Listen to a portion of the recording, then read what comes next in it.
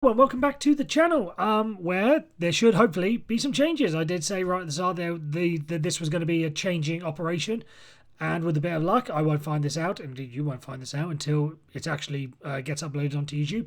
But we should be now re-recording in 1080. The device I was using before was 720. Again, I assume it was 720p. But now we're recording on 1080. I don't know if it's 1080i or 1080p or 1080 ABCZ. Whatever it is, we should be recording now at a much higher definition. So that's the only change we've got so far. But other than that, the show doesn't change. We're still talking NFL Daily. Only 4 topics again today because after I'm not going to call it the furore and the hype around cut day. There weren't that many surprises. It's not quite as big as right at the start of free agency when there's all those deals that get announced within the first 2 hours of it being open, or towards the trade deadline when things start to get a little bit desperate. So it's not quite that. It's not quite as big a day in the NFL calendar, but still pretty significant. And I'll also be honest, my attention has been kept, as this show will tell you, moving on to the other side of the microphone. I'm a Fulham fan. It has been a bit of a hectic day. Towards the end of the summer transfer window, we're possibly going to be losing our now that Mitrovic is gone, our most important player in João Palhinha. What that's going to do in terms of who's going to replace, I'm sure is going over the heads of many people who don't follow soccer / football, whichever side of the Atlantic you're on. But yeah, my attention has mostly been brought onto that for the whole day, and just the chaos that's going on Twitter for many Fulham fans around it.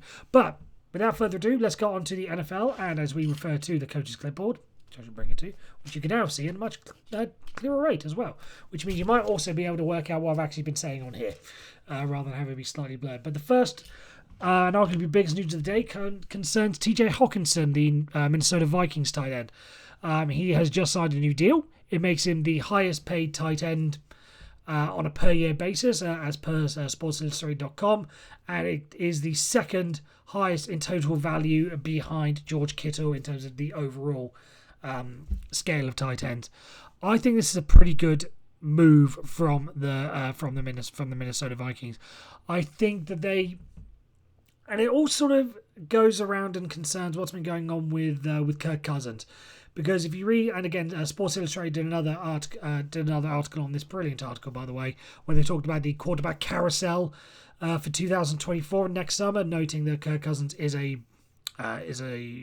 free agent, and I think that I think this is it's obviously a move for the future, but I think this is also very smart by the Vikings, because if Kirk Cousins stays, then it offers them, a very good target to work with and very good emerging tight end. I'm not going to put him in the Travis Kelce or the George Kittle hierarchy. Yes, he is very much on the come up. I don't think he's quite near that top yet, but he does certainly have the potential to be.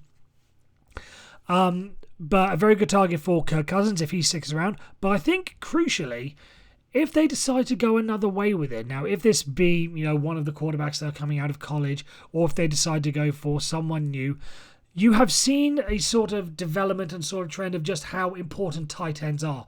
The fact that Travis Kelce is basically the Kansas City Chiefs' number one receiver. You go back all those years, you can make the argument. Off the top of my head, I don't have the statistics will totally back this up, but Rob Gronkowski was the number one wide receiver for Tom Brady for a number of years, even going back to his Tampa Bay Buccaneers days. So the role of the tight end has changed and has emerged, and a lot more tight ends are taking on a much bigger role and a much more important role. So when it comes to a new quarterback rather, be it one of the rookies that's coming out of college, or if it is someone on the free agent market, I think it just gives them, the ultimate safety blanket, as it were. And the fact that the new Minnesota Vikings will know that they have someone that they can rely on in that space, for be it Kirk Cousins or for that new quarterback, to have it extended for that long, I think is a pretty smart move for them, especially when you consider. They just lost Adam Thielen this summer. What's going on with Jordan Addison? I think he could be a very good wide receiver, but if he doesn't come up, then you've got Justin Jefferson as number one, and you have a very reliable TJ Hockenson as your number two receiver, even though he's a tight end. So on that note, very, very good for the Vikings. Very good for TJ Hockenson. He certainly deserved it. What it's going to mean in terms of the tight end market overall, it will be interesting to see. Travis Kelce, arguably, I'm not even going to say arguably, definitely the best tight end in the NFL. Possibly even one of the greatest of all time. Well, definitely one of the greatest, arguably the greatest of all time tight end. What that's going to do for him in regards to his contract, he seems to be, going along with the Patrick Mahomes mold, which is a sort of copy of Tom Brady, where they say, I'll take a little bit less if it means that you can, spend it elsewhere and make sure that we've got a great team. Whether or not Travis Kelce is going to stick to that, if he sees all these deals going around with someone like TJ Hockenson and says, no, I'm definitely better than him, why don't you pay me more? It'll be interesting to see, but just on the Viking side, good deal and good to get this started before the season, again, if he does take that explosion of a level, that they don't end up having to fork something out much bigger next summer for him. So good move on there. On to slightly more serious news. This one concerns Deshaun Watson, who has been named captain of the Cleveland Browns. I understand why it's been happening. Again, this was voted on by the players, so it's not like it was a management decision, but there is just that part of me that just considers, given everything that has gone on around Deshaun Watson, and whilst, I don't want to get into that. I don't want to get into the details of it, but in the eyes of the NFL, at least, he has served his punishment with his suspension, and all the various legal matters, which I won't get into. I just think it just doesn't sit right with me that he'd be named captain at least the first full season back after the suspension. Again, this was a players' vote. I don't know how much of a say management and the front office and everything were involved in that. But it just strikes me as something that they could have just said, right, when you vote for captain, Deshaun Watson is off the list. I just don't think it's a very good visual for outsiders. And, I understand that, he has served his time. He has served his punishment. He should be allowed to, get back on with his life. But I just think if I was the Browns, and I understand that some Browns, you can search all over social media for this and, various posts, and I know there's been signs outside games. They are throwing, the fans at least are throwing their support around Deshaun Watson rather. As an outsider, it is just one of those. What does this say about the Cleveland Browns as an organization that they're willing to bring him in and give him such a, I'm not going to say it's an honor, but a distinction as being named the captain. I understand things have second chance. Like, Mike Vick after he went to prison, went to the, and his thing with the Philadelphia Eagles and was part of the Dream Team, which I mentioned yesterday or over the past 2 days. But to name him captain, whilst I get that, the quarterback is meant to be the leader of the offense and the leader of the team, so naturally he would be the captain, it just doesn't sit right with me that, again, so soon after coming away from the suspension, that he be given the captaincy. Again, just all the attention that's gonna bring around it. So, again, I'm not necessarily criticising the players who are the ones who voted on this, because I don't think they really had much of a choice. Again, just kind of talked about how the quarterback has the role within the offense. But just as an outsider, and I just wonder if maybe the Cleveland Browns should have gone a different way about this.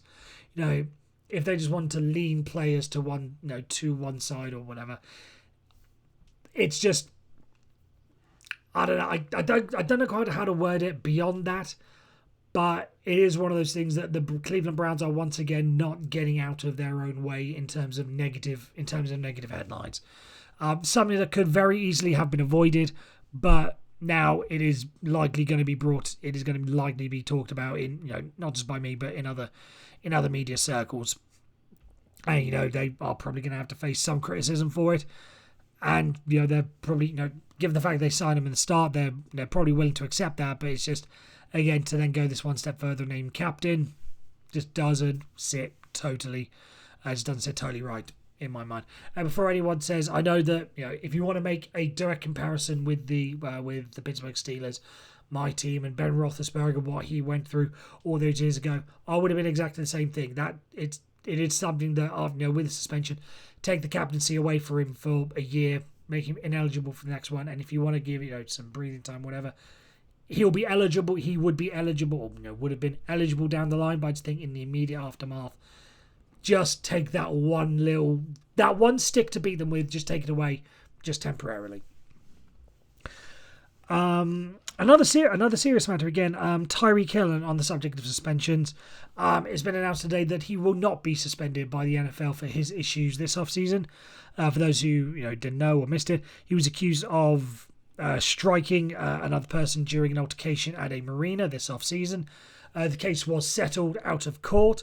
However, the NFL, after doing their investigation, doing their due diligence onto it, doing their due diligence, say that 3 times, on the matter, basically said he's not going to be, they're not going to deal with it, he's not going to be suspended, and he's basically free to play. And this goes back to what I've been saying over the past couple of days with a number of players, with Joe Burrow and Nick Bosa. Given how things are with the Miami Dolphins, Tyreek Hill, one of the better wide receivers in the league. If you want to put in quite how you want to frame him with Jalen Watt, if you want to put him as 1 and 1A, or if you want to put one above the other, it doesn't matter. But he's very important to the Miami Dolphins. And if he were to be suspended for a couple of weeks moving into the season, then, as I've been saying with the others, given how tight the AFC East is, and, moving on, the AFC in general, if he was forced to miss a couple of games and that were to cost them a couple of games, that could knock them out of the playoffs and affect their playoff standings. So the fact that Tyreek Hill is back, and obviously I think he said himself that he was very confident that he wasn't going to be suspended, so this wouldn't have impacted much of preseason. He was he would have been working out as normal, so he'll be right up to speed, and now he'll be ready to go when the season starts. And again, the fact that he's not going to be missing those games means that they get them all the way through, and he'll be in position to play a big part for them. Let me just wiggle this. There we go. Just got to make sure that the screen is, just in case anything happens. The fact he's going to be there for all 4 games to start the season and hopefully all 17 games throughout the regular season means that they've got a perfect weapon and should give them the best chance of being able to make it through the season and possibly even position themselves well in the playoff picture, both within the AFC East and the AFC as a whole.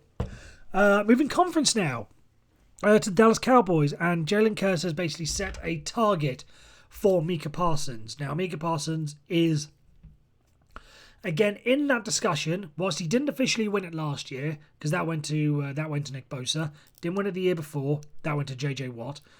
Both instances, by the way, totally justified. When with T.J. Watt, he tied, and some would argue because of the statistical anomaly or how the play played out in the final weekend of the season, either tied or broke Michael Strahan's single-season sack record. That was always going to go to him. Nick Bosa, you saw what he did last year with 8.5 sacks. Obviously going to go to him when you lead the league in that category. Fully deserved it. But Micah Parsons has been Defensive Player of the Year, or has been second in the Defensive Player of the Year voting twice in his first 2 seasons in the league. I know there were some comparisons about Lawrence Taylor at some point. I think those claims are absolutely, totally legitimate. He is someone who, again, if he stays on this trajectory, could very well go down as one of the best edge rushers of all time.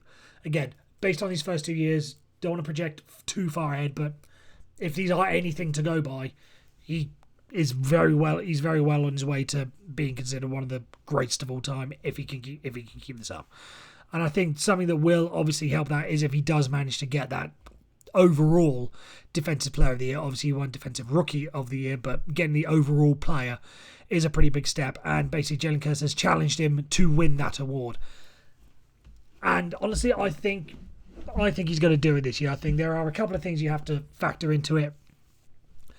And I think the biggest thing is going to be the chip on his shoulder to be snubbed twice in a row. I think there's going to be some sort of, I don't want to say natural progression, but it just seems like, again, this is going to be his time, where he's going to have that extra little bit of you denied me twice what I think I should have won. I'm going to come basically all guns blazing and try to get it. And I think with the Dallas Cowboys, if they are able to take that step forward again and be a bit more of a competitive force rather than being slightly down compared to where they were last year, not helped by how well the Philadelphia Eagles did. But if they're able to stay competitive and stay one of the contenders for the Super Bowl throughout the season, like I don't know how many people really had them down as Super Bowl contenders last year. I certainly didn't, even though they put up a very good record. I never saw them as true contenders in the NFC. But if they are able to stay contenders, that will obviously help the visuals and the optics for Micah Parsons to state his case. And obviously it's going to be a little bit different now because he's moving and he's been making adjustments for it this offseason. He's moving more to a full-time defensive end rather than sort of defensive end edge hybrid. He's going to stay predominantly on the defensive line. He's been bulking up and adding some weight to him to make him make it a little bit more easier on him when he's going up against 300-pound plus offensive linemen to deal with. And I think he's probably go. I get at this stage. I'm putting him as at least my favourite to win Defensive Player of the Year, and I think he's good. And I think he's going to do it. Again, with everything that's going on with Nick Bosa, and I talk. It sounds like you hear the rumours going around. It seems like they're optimistic for him to be back in week 1. So going back to what I've said, if he can have a full season with him, then that's great for his chances. TJ Watt rather. I should know that. He's my favorite player. What the injury from last season is going to have, what impact that's going to have on him, we don't know. And if he's going to be taking a few lesser snaps with the rotation the Steelers have an outside linebacker, there are a lot of other players that you could what's our man Sauce Gardner going to be doing for the New York Jets? We saw him have a fantastic season last year. Now that he's got an extra year under his belt, to get used to the NFL, is he just going to take that next breakthrough season for him on the defensive side of the ball? A couple of rookies you can make the case for this year. Jalen Carter, again, if we've seen how great some defenders can come and make a big instant impact, don't rule him out from that discussion. Will Anderson, if he's able to replicate anything of what he was able to do at Alabama, he'll be in contention. But I just think Micah Parsons, with that extra mental, burden, it's not really a burden, but that mental attitude on him that's going to be willing him forward to try and win the award. I think he will. He'll end up doing it. So those are really the 4 stories. The 4 stories for today. As always, feel free to like, subscribe, comment. Links to the socials are all down below. Feel free to reach out there. And we should be back tomorrow, where I definitely, I teased this yesterday, but I think it's pretty much good to move right away. And it's on a Friday. Seems like a fitting way to do it. Tomorrow I will be announcing my divisional winners and AFC champions, NFC champions, and Super Bowl champions. I'll be making my official predictions on that tomorrow on that episode. So be sure to tune in for that. And until then, we shall see you later. Take care.